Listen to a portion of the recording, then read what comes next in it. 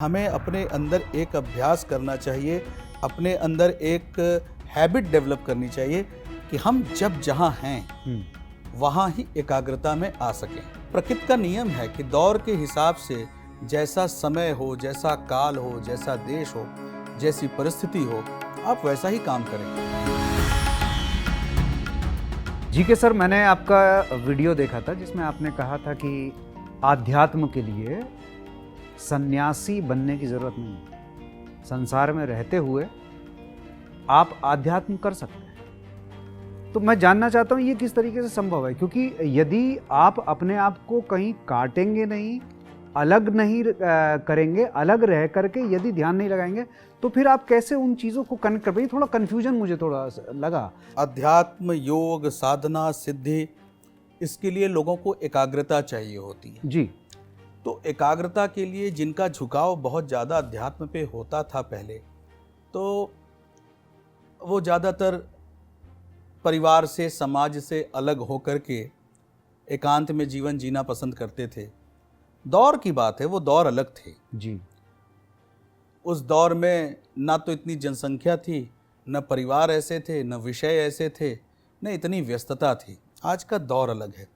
और ये प्रकृति का नियम है कि दौर के हिसाब से जैसा समय हो, जैसा काल हो, जैसा देश हो, जैसी परिस्थिति हो, आप वैसा ही काम करें। आज के इस जीवन में फर्ज करिए कि मुझे अध्यात्म से जुड़ना है, तो कैसे पॉसिबल है कि आप अपने परिवार को छोड़ देंगे, समाज को छोड़ देंगे, अपनी कंपनी छोड़ देंगे, अपना बिजनेस छोड़ देंगे, अपने लोगों को छोड़ देंगे और अध्यात्म के लिए कहाँ जाएंगे? अच्छा, आज आप जहाँ जाएंगे वहाँ एकांत कहाँ मिलेगा आपको? आज की देवभूमि, आज के ये तीर्थ स्थल, वो भी तो क्राउडेड हैं।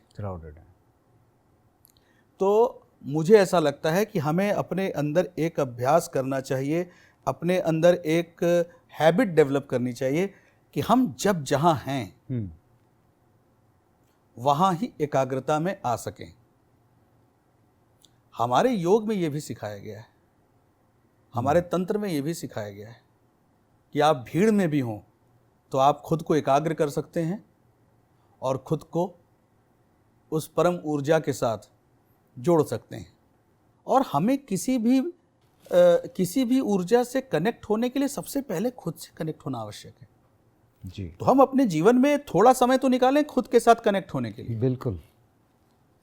और जब ये अभ्यास हो जाएगा तो आप चलती ट्रेन में, चलती फ्लाइट में, बस में, कार में, अपने घर पे, बच्चों के बीच में, बगल में बच्चे उछल कूद कर रहे होंगे, इधर बैठ के अगर आप चाहें तो आप 10 मिनट अपनी एकाग्रता में जा सकते हैं। आज आपको फिट रहने के लिए आप कोशिश करते हैं सुबह घर से निकल के 15-20 मिनट, आधे घंटे वॉक कर लें, थोड़ा फ्री एक्सरसाइज कर लें और फिर आप घर आते हैं, अपने डेली के दिनचर्या में अपने आप बिजी हो जाते हैं। जी बिल्कुल।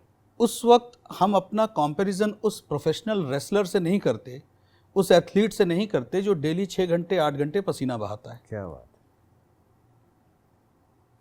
एक नॉर्मल आदमी फिट रहने के लिए जिसकी जैसी ज़िंदगी, जितनी जैसी आवश्यकता, वो उतना एक्सरसाइज या ये चीज़ें करता है।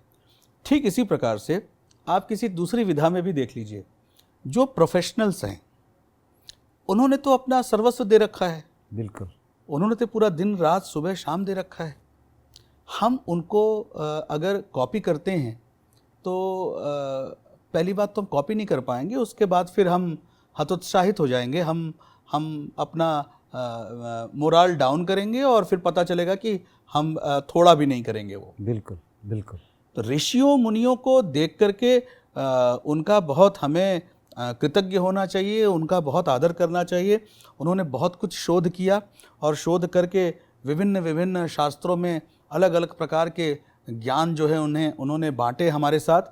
तो उनके तप की तो बात आप छोड़ दीजिए, वो तप, वो जप, वो साधना, वो योग, वो तो सृष्टि को बदलने वाले, समाज को बदलने वाले विषय हैं।